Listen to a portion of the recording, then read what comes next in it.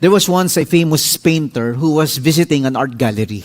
At mangha-mangha siya sa mga magandang mga obra maestra, great works of art, great paintings. At nakita rin niya yung kanyang mga painting na mga sikat. Pero sa isang corner ng art gallery, merong isang sulok doon na parang nandun lahat nakatambak ng mga pangit at mga sira at mga ayaw mabenta na mga art piece. Yung mga walang pumapansin. At napansin niya, pagpasok niya doon, nakita niya yung isang painting. Kilala ko to alam ko to parang gawa ko ito. Nung di pa ako sikat, when I was still not famous, when I was still amateur, nung ako'y bata pa, I made a painting. This is mine. Sabi niya, akin ito. And the painting was dirty. The painting was old. May punit. May sira. Ang dumi. The painting was unacceptable and rejected. Nobody wants to buy. So he approached the art gallery manager and said, magkano ba yung painting na yun? Akin yun. Bibilhin ko yan. And the art manager said, sir, mura lang yan kasi walang kwenta yan walang bibili. Ang pangit-pangit kasi. Dodoblehin ko, titriplihin ko. Babayaran ko. Akin na yan. He brought the painting back to his place. He restored it.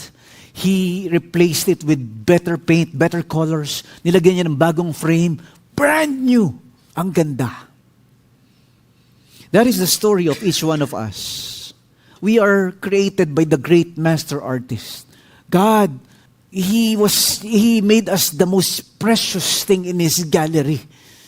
Kaya lang when we lived our lives in this world, we were rejected, we were broken, we were dirty. At tayo ay nalikuran ng mundo, sinaktan ng mundo, dinumihan ng mundo, at nagkawindang-windang ang buhay natin. We are the painting that nobody wants. But God wants us. And God values us. And that is good news. And that is the message of the book of Mark for all of us. Na ang kwento ng magandang balita ay hindi lang tungkol sa magandang mensahe, hindi lang tungkol sa isang kaharian na magbibigay pag-asa sa mundo. The story of the good news is also about a person. A person who values us no matter what. Did you know that Jesus left heaven? He was rich, he was wealthy, he was powerful. He had all the glory he has, and he left them all for the sake of seeking us. Why? Because we are the greatest treasure that He wants to have.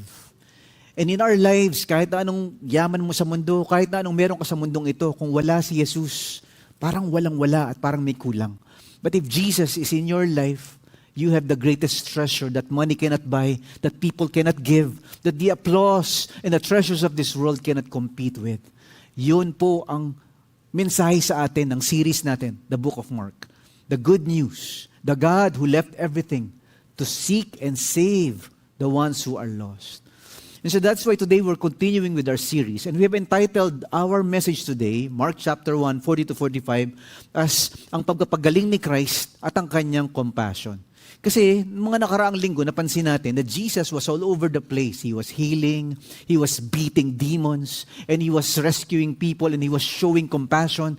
Ibang klase yung pagdating ng kaharian ng Diyos, Ibang klase yung pagdating ng good news, Ang daming mga pinapakita ni Jesus to authenticate His ministry and to acknowledge the presence of God and the power of God. May pag-asa, dumating na ang tagapagligtas.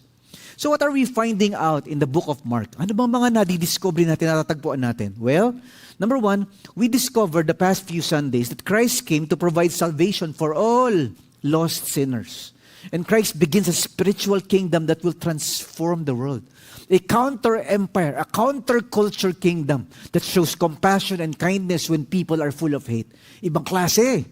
And Christ is declared to be the specially chosen of God, loved by the Father. And then we are also discovering that Christ uses supernatural powers to affirm His ministry as the Savior, as the Messiah.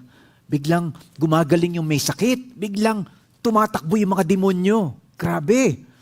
And then we are also discovering that Christ serves with compassion those who are desperate, those who are broken, and those who are rejected. Ang ganda, So that's why today, in the chapter 1 of the book of Mark, we have this story of someone broken and rejected, someone desperate, someone lonely and miserable.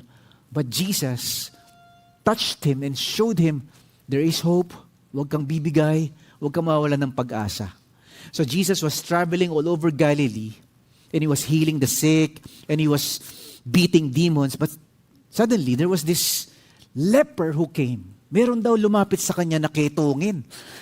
Puro galis, puro pangit-pangit ng itsura. And so this leper approached him and said, Lord, parang awa mo na. He was begging. Lumuhod. At sabi niya kay Jesus, Lord, if you are willing, you will heal me. Sabi niya sa Panginoon. Sabi ni Jesus, he touched the man and he said, I am willing. You are healed. Boom! And that's a story for us today. Yung hindi dapat hawakan, hinawakan ni Jesus. Yung hindi dapat kausapin, kinausap ni Jesus. Yung tinatakwil at pinandidirian ng lipunan, hinipo ni Jesus. Pinagaling ni Jesus. Pastor Mike, ano ba tong leprosy na to? Ano ba tong ketong na ito? Grabe! During their time, wala masyadong magarang ospital, wala magagaling na doktor. Parang during their time, leprosy was considered an incurable disease. Wala ka ng pag-asa kapag may leprosy ka. So in the ancient world, leprosy is a very, very serious medical condition. Yun. In the ancient world, leprosy is a serious medical condition. It's also known as the Hansen's disease. Merong bakterya na nag-aagnas ng balat mo. Nalalaglag ang ilong mo, nalalaglag ang tenga mo, nauubos ang daliri mo. Grabe tong ketong na to. Nakakadiri. At minsan masakit. Hindi lang yun, Not only that, meron kang bakterya sa balat mo, there's also social rejection. Kasi bawal ka ng hipuin, bawal ka ng kausapin, iiwan mo ni mga anak mo, iiwan mo ni mga mahal mo. And there was this colony, a district full of lepers. Isang lugar, isang barangay, puro mga ketongin. Grabe. At bawal silang lumabas doon, bawal silang lapitan ng mga tao doon. Hindi lang yun, meron ding mental, emotional affliction. Imagine, hindi mo na makausap yung mga mahal mo, hindi mo na makita yung mga anak mo, hindi mo na makita yung mga kaibigan mo at mga kapitbahay mo. So this mental, emotional affliction brings depression, suicidal tendencies. This brings a lot of loneliness and isolation in your life. Grabe, Sobra pala tong epekto ng leprosy sa ating buhay kapag nagkaroon ka ng ganitong sakit. Hindi lang yun, meron ding religious implications. Bawal ka magsimba, sa tingin ng mga tao, madumi ka, sa tingin ng mga tao, pinarusahan ka ng Diyos at puno ka ng kasalanan. That is leprosy. May religious implication. And finally, this is also a spiritual illness. Leprosy is considered, in a spiritual sense, as sin in our lives. Ito daw yung nagre-represent ng kasalanan sa ating buhay. Na unti-unting kumakalat at sinisira ang ating buhay, nasisira ang ating relasyon sa mga tao. But a touch from the Lord can cure our leprosy. A touch from Jesus Christ can heal our spiritual sin in our lives. Ito po ang ating pag-uusapan sa araw na ito. In other words, the good news of Jesus is a message of compassion for all people without exemption, without exclusion. Walang sinisino-sino ang Panginoon. Lahat welcome sa Kanya. Christ welcomes our cry of desperation. Christ provides cleansing for our sin and shame. And Christ allows compassion despite our stubborn hearts. Ang pagmamahal ng Diyos ay higit na malakas sa spiritual leprosy ng kasalanan sa ating mga buhay. Grabe, So sa araw na ito, we will be talking about 3 beautiful, powerful truths about this story of the leper that Jesus touched. Number 1, Christ receives the cry for mercy of anyone who comes in faith. Ang sino mang lumapit sa Panginoon, hindi niya itataboy. Christ receives cleansing for our sin and shame. Ang Diyos ang naglilinis sa lahat ng ating kahihiyan at karumihan at kasalanan.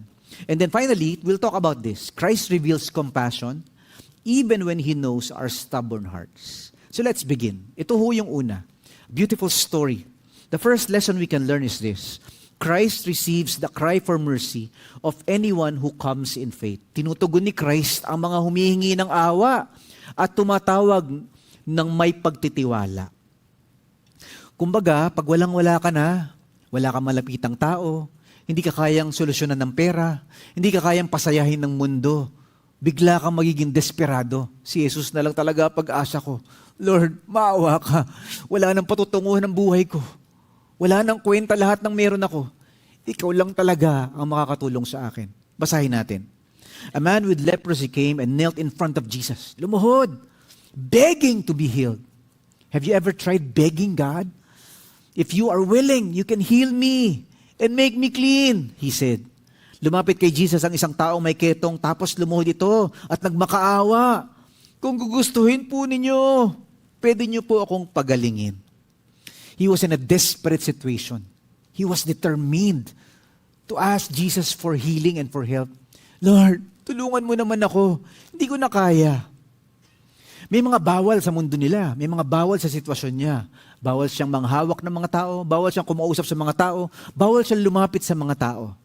Pero, tinalikuran niya lahat yung mga bawal na yun. Kasi desperado na siya eh. Kumbaga, kapit sa patalim. Lord, last chance ko na to. Dumating si Jesus. Lord, tulungan mo naman ako.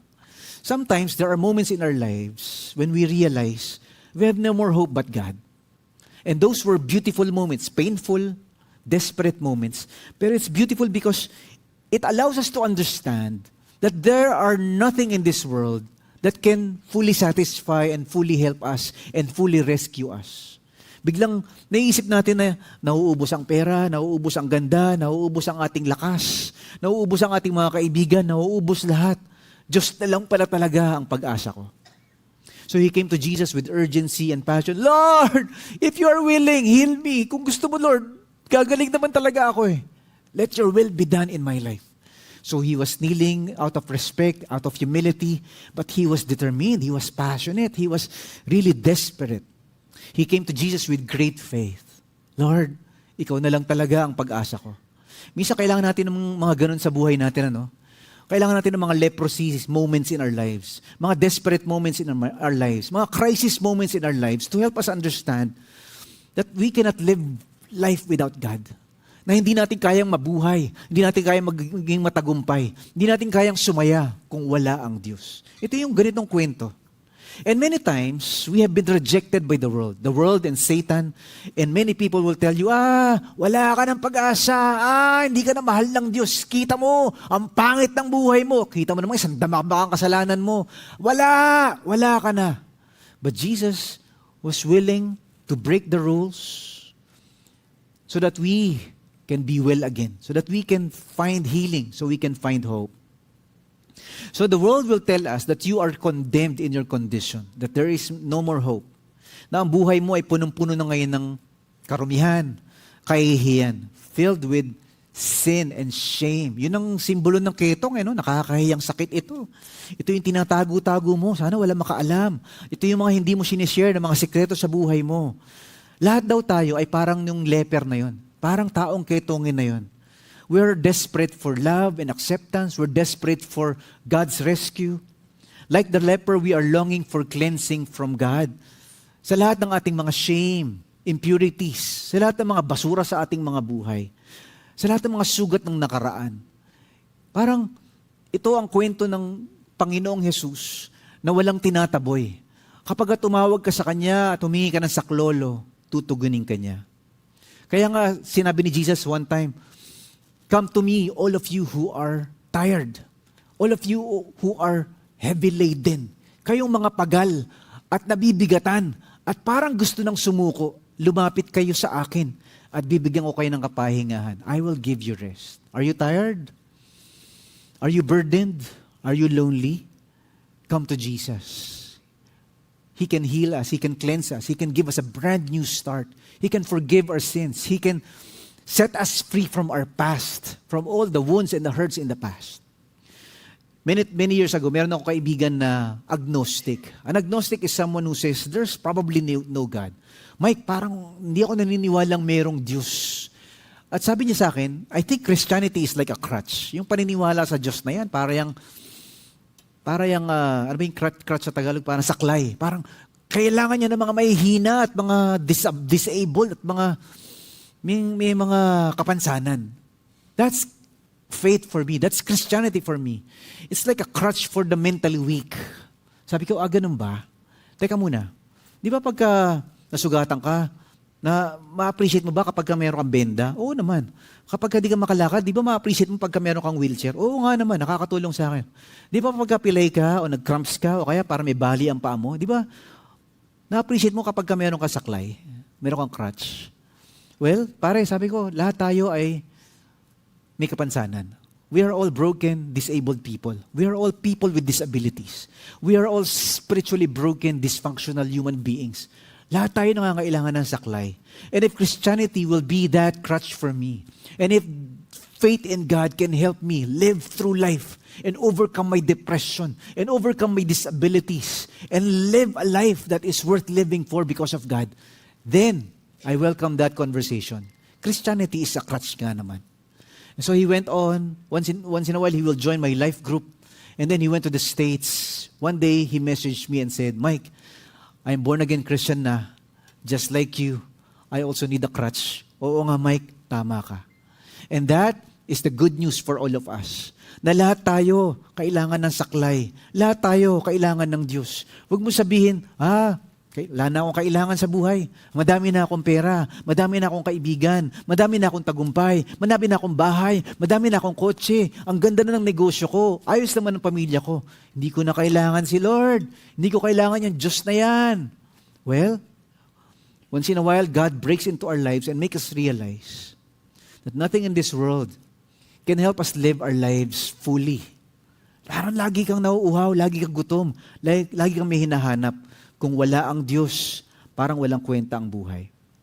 And that brings us to number 2. The second lesson for this story is this. Christ releases cleansing for our sin and shame.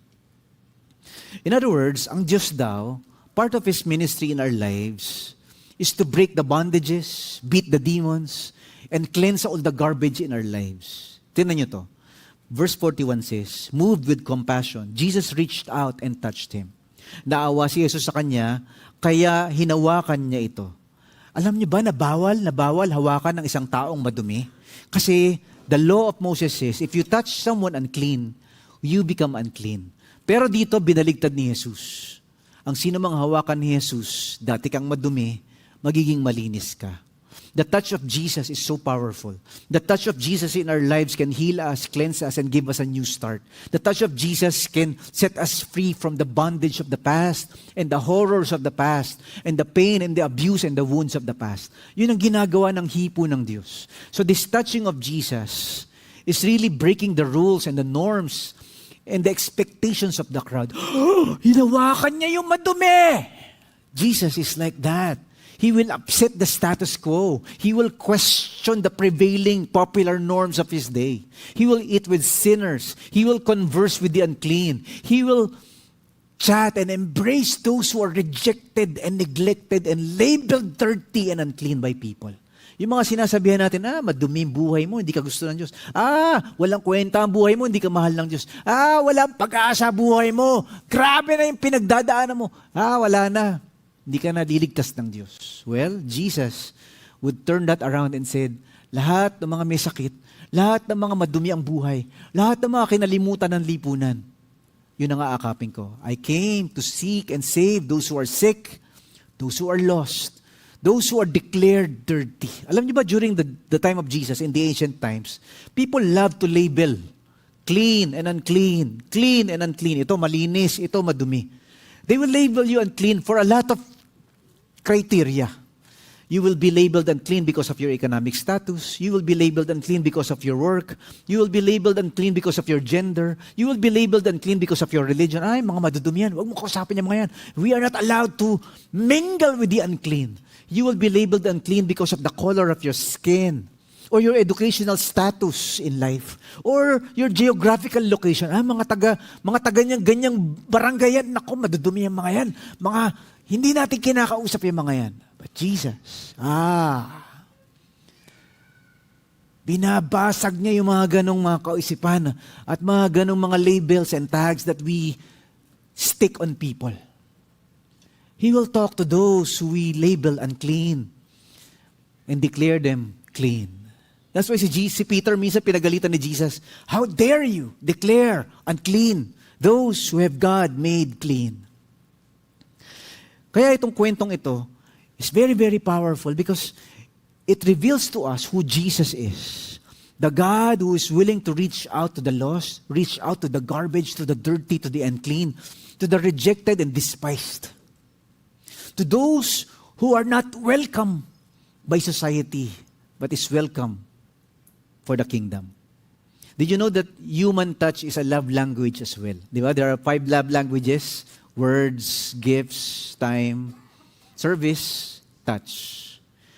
Sabi nila, scientists and medical experts and child psychologists will tell us, yung mga bata na lumaki na laging inaakap, laging kinakarga, yung mga bata na laging kinakausap at laging may human touch, loving touch from parents and from brothers and from family. Yung mga bata na laging punong-puno ng pagmamahal at punong-puno ng yakap, lumalaking healthy, smart, well-rounded, confident, successful. Pero yung mga bata na hindi pinapansin, hindi kinakausap, hindi inaakap, hindi kinakarga, hinahayaan lang umiyak. Children who grew up not being hugged, not being touched, not being embraced, they grow up insecure. They grow up depressed and suicidal and addicted. They grew up with no confidence in life. Not all, but majority of them find it hard to live their lives and to manage their emotions and to excel in their lives. Ibang klase pala tong human touch. And Jesus understood the power of touch. He could have just said, be healed, no more leprosy, boom, just words. But instead, he did something else. He's touching his... I'm willing, you're healed. This is what he said. Verse 41, moved with compassion, Jesus reached out and touched him. I am willing, he said, be healed. Instantly, the leprosy disappeared and the man was healed. Oh, amazing. Everyone was silent. Oh, this is an incurable disease. This is the cancer of their days. Walang gamot dito, pare. Ibang klase ito. Naawa si Jesus sa kanya, kaya hinawakan niya ito at sinabi, oo, gusto ko, gumaling ka. Gumaling nga ang lalaki at nawala agad ang ketong niya. This is the heart of Jesus, A merciful, compassionate heart. A heart full of love and care for those who are in great need. Awa siya. The Bible says, He was moved with compassion. So Jesus breaks down all barriers, all social norms, all rules of society about leprosy. Because according to the law, you cannot touch an unclean person. They have boundaries, clean and unclean. You see, spiritually speaking, all of us are the lepers. But because of the cross, Jesus has accomplished for us a cleansing for our sin and shame. The cross was God's human touch to our humanity. A cleansing for our sin. A breaking away from the bondage of shame. So pag nagtiwala tayo sa Panginoong Jesus, binabago niya lahat, binabaklas niya lahat ng madumi at pangit at basura sa ating mga buhay. He turns our lives around. He gives us a new start. He dismantles the garbage in our lives. All the dirt He cleanses in our lives. No more bondage, no more shame, no more sin. You are now free. You are now loved and accepted by God because of the cross. Antindi, And that's why the book of Mark is about that. It's about the good news. Lord, wala akong pag-asa. Lord, ang dumi-dumi ng buhay ko. Lord, isang damakmak ang aking bisyo. Lord, grabe, parang hindi na yata lilinis ang buhay ko. Ang dumi-dumi. Ang baho ng buhay ko. And Jesus, He touches us. Died on the cross to reach out to us. We are declared clean by God. Malinis ka na. Tanggap ka na. Mabango ka na. Dahil sa krus. Dahil kay Jesus. Amen? Palapakan natin ng Panginoon. Thank you, Lord. Woohoo! Praise God. My question for us today is, what is the spiritual leprosy in your life? Meron bang mga bagay sa buhay mo na kailangan linisin ng Diyos, na kailangan hipuin ni Jesus, na kailangan pagalingin ng Diyos at palayain ng Diyos o baklasin ng Panginoon sa buhay mo? One of my spiritual leprosy when I was growing up were my insecurities. I feel very, very, very insecure. Feeling ko wala nagmamahal sa akin. Feeling ko wala ng pag-asa ang buhay ko. I was very insecure. I felt so unloved. I felt lonely.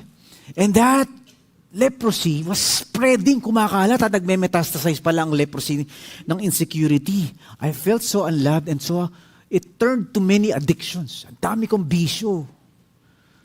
I was addicted to pornography. I was addicted to perfectionism and the approval of people. I was addicted to relationship after relationship.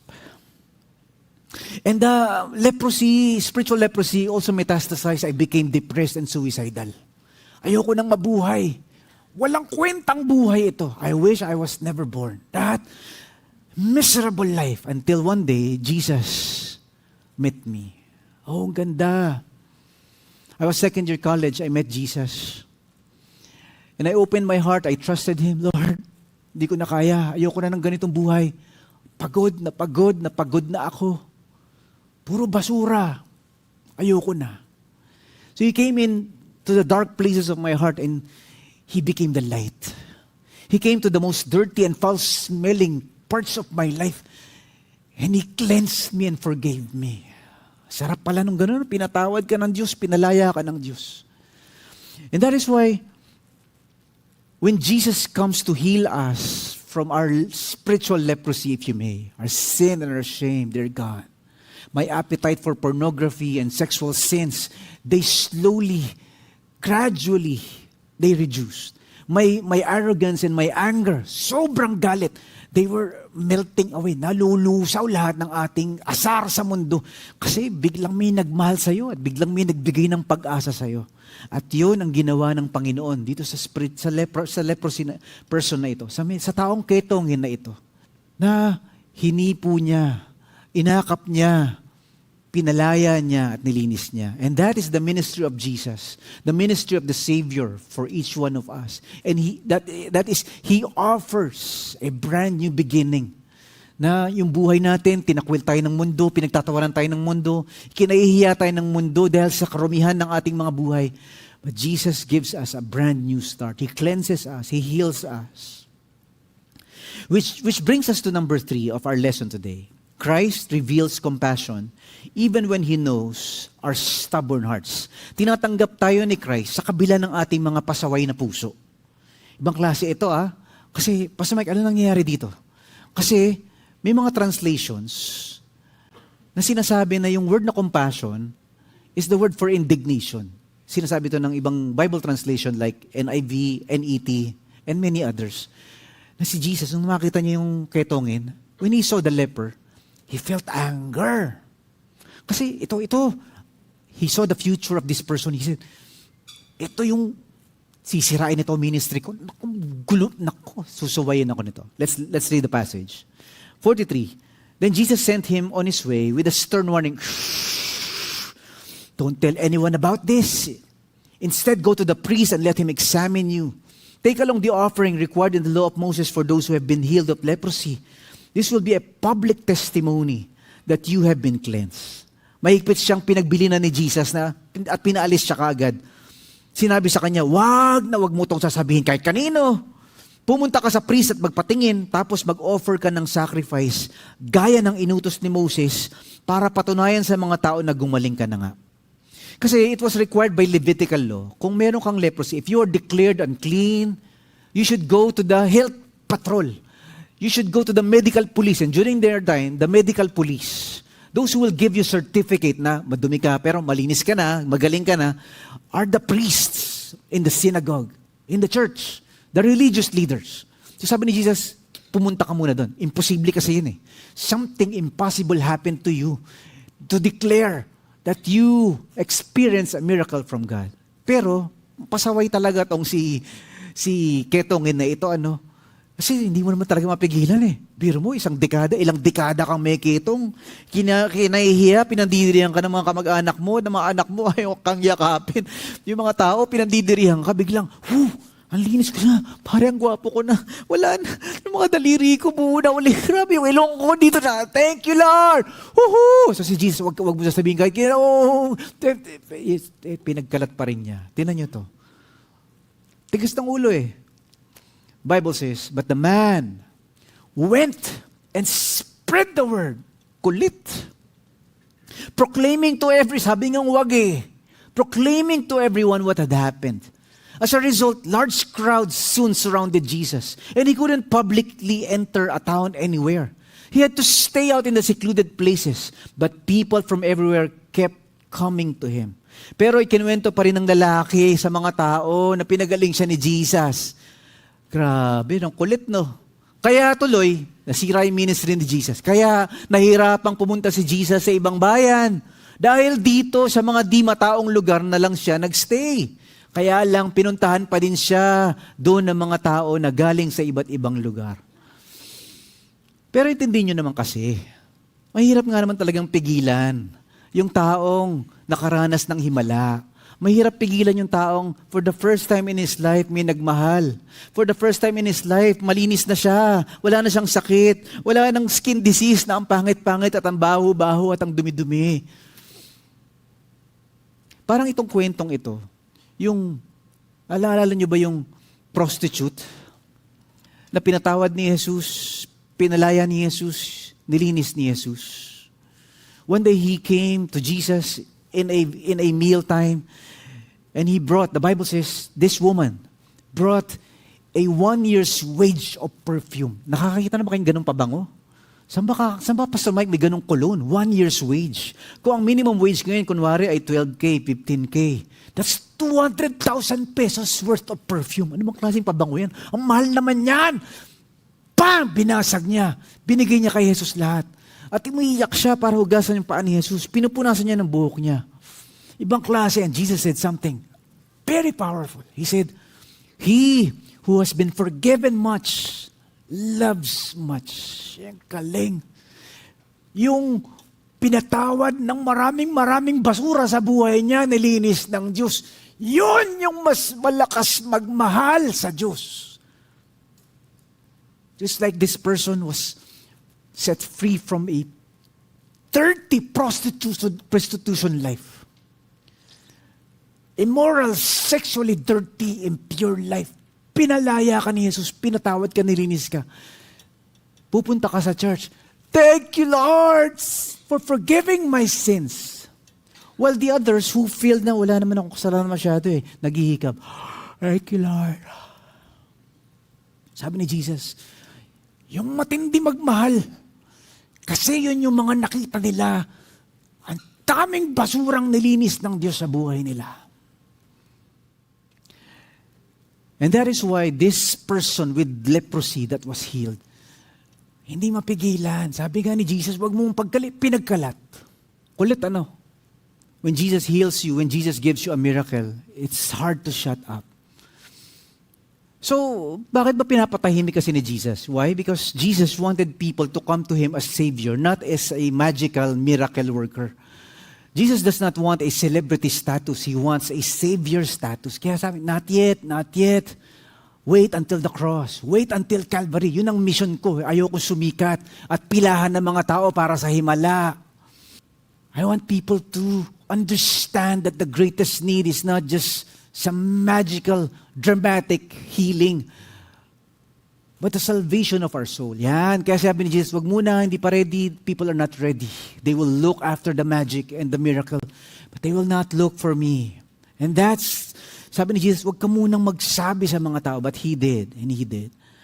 And the Bible says, Jesus was moved with indignation. Nainis siya kasi nakita niya, ito, pag pinagaling ko to, masisira ministry ko, mahadlangan yung ministry ko. Pag pinagaling ko to, pagkakalat niya. Jesus knows. But He healed him anyway. It's like Peter, Jesus knows, this man will deny me 3 times.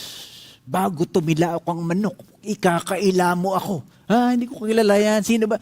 Jesus knows. But in spite of him knowing, kahit alam ni Jesus na sasablay si Peter, pinili pa rin niya si Peter. Peter, pag nakabawi ka na, you help others. You will lead the church.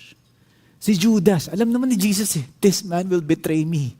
Ipagkakanulo ako nito, ilalaglag, ibebenta ako nito. But he still invited Judas at the table.